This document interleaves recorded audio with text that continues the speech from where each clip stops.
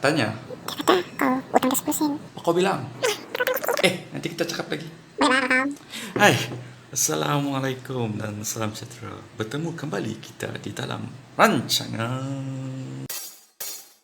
Jom kita belajar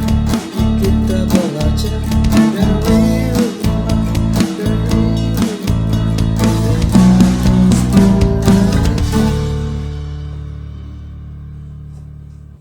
Dalam video ini kita akan belajar subjek MK tahun 6 dan topik pengaturcaraan objektif pertama.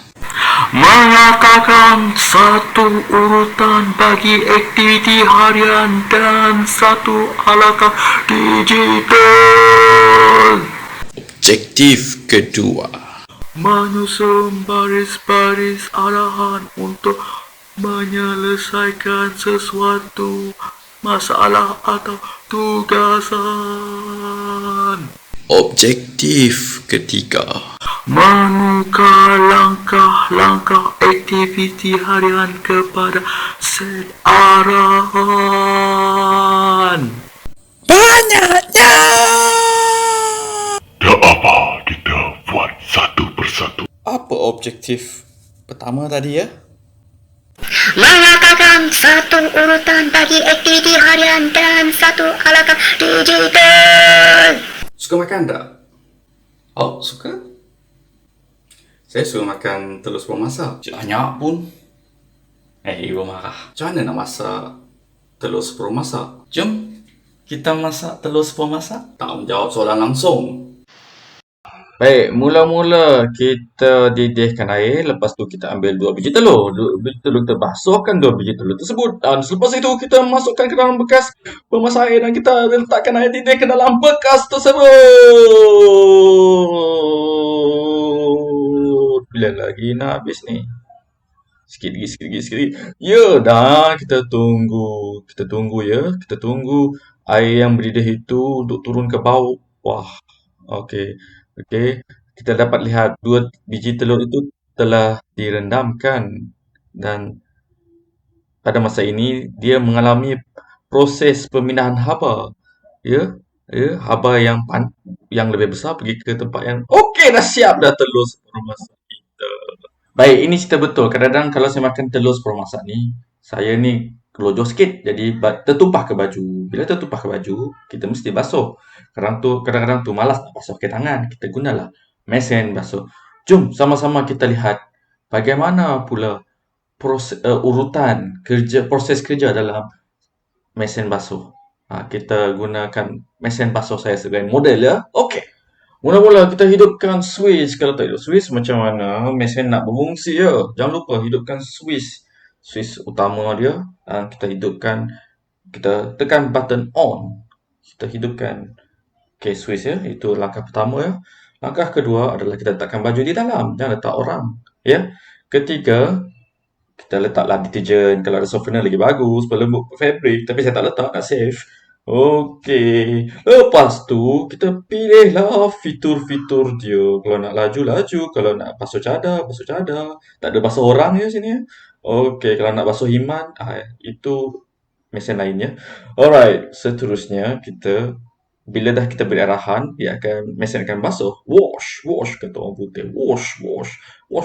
Lepas tu dia rinse, bilas. Lepas bilas, dia adalah putar, spin, putar halim. Jadi siaplah pakaian kita. Lepas tu, bolehlah disidai. Kalau mesin ni tak pandai sidai lagi ya. Kalau ada mesin yang pandai sidai, beritahu saya nak beli.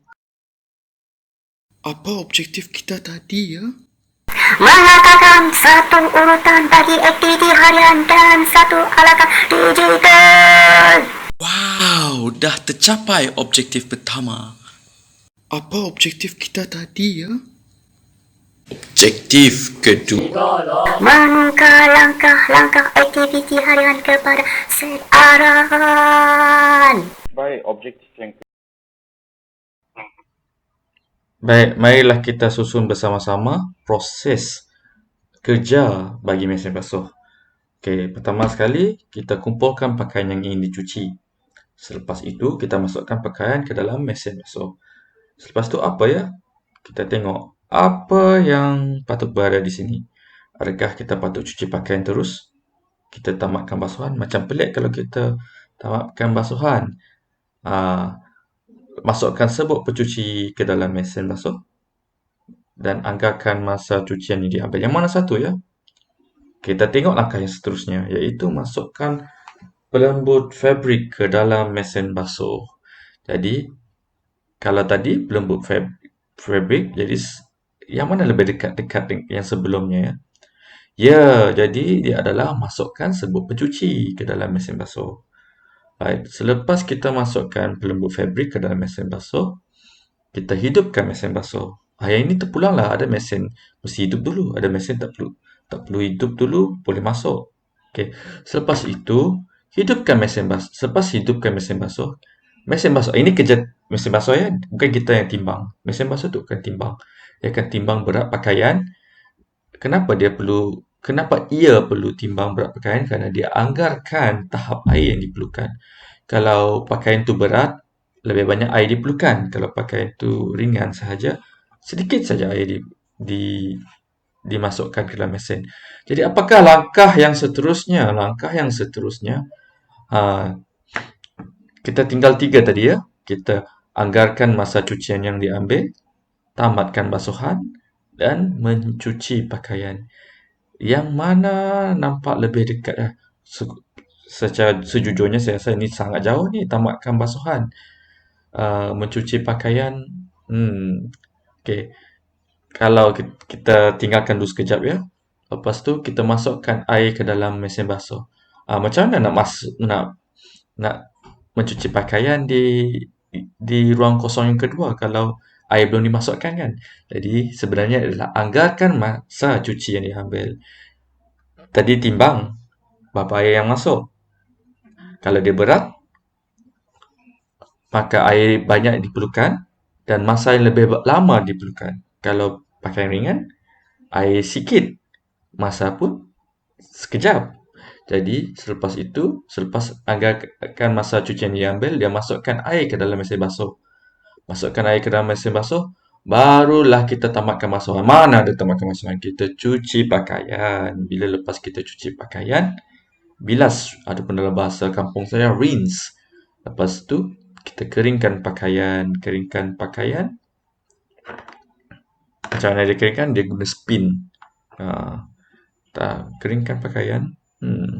Ya, saya spin dah ni.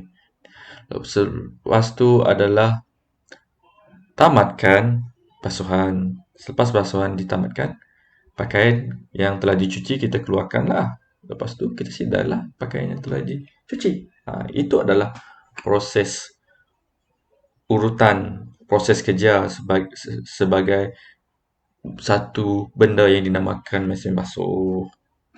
Okay. Mungkin berbeza dengan model-model yang lain ya. Okay. Terima kasih kerana mendengar. Wow, dah tercapai objektif kedua. Apa objektif kita tadi ya? Objektif ketiga. Mengukar langkah-langkah aktiviti harian kepada set arahan.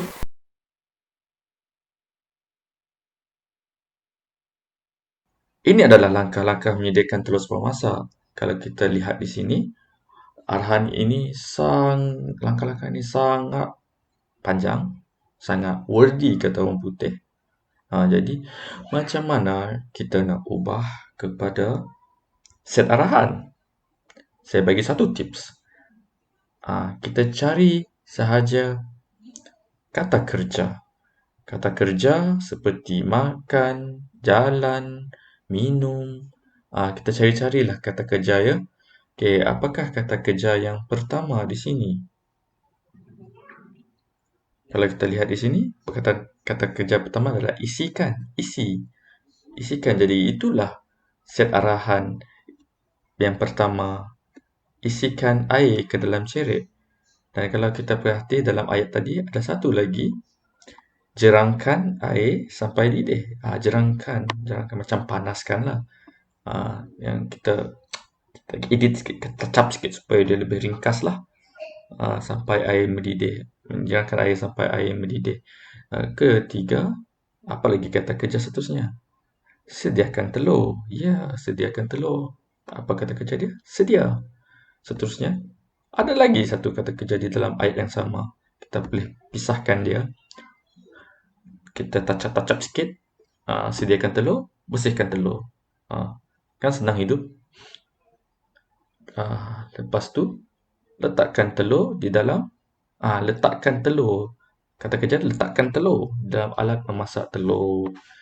Right. Ayat seterusnya agak panjang sikit. Jadi mana satu adalah kata kerja? Kita cari kata kerja dia. Mana kata kerja dia?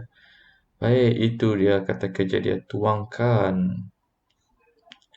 Tuangkan. Tadi kan air dah mendidih kan? Jadi tuangkan.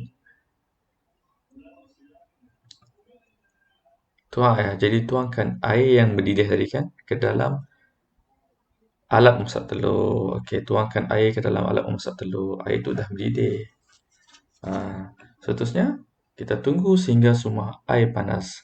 Yang mana satu adalah kata kerja tunggu dan kata kerja seterusnya adalah hidangkan. Hidangkanlah telur. Takkan nak agak-agaknya apa kata kerja terakhir? Ini saya tambah sendirilah. Agak apa? Cuba teka. Satu, dua. Okey. Sebenarnya adalah makan. Itu kata kerja kan? Makan. Baik, sedikit tentang telur pemasak. Dalam bahasa Inggeris, ia dikenali sebagai soft boiled eggs. Cuma di Malaysia kita panggil dia half boiled eggs. Tak tahu kenapa. Tapi tak apalah, saya janji saya faham lah. Wow, dah tercapai objektif ketiga. Mari kita imbas semula objektif video ini. Mengatakan satu urutan bagi aktiviti harian dan satu alasan digital. Menyusun baris-baris arahan untuk menyelesaikan sesuatu masalah atau tugasan. Membuka langkah-langkah aktiviti harian kepada set arahan. Tahniah, anda telah mencapai objektif. Sampai kita berjumpa lagi di video yang seterusnya ya. Bye. Auf Wiedersehen.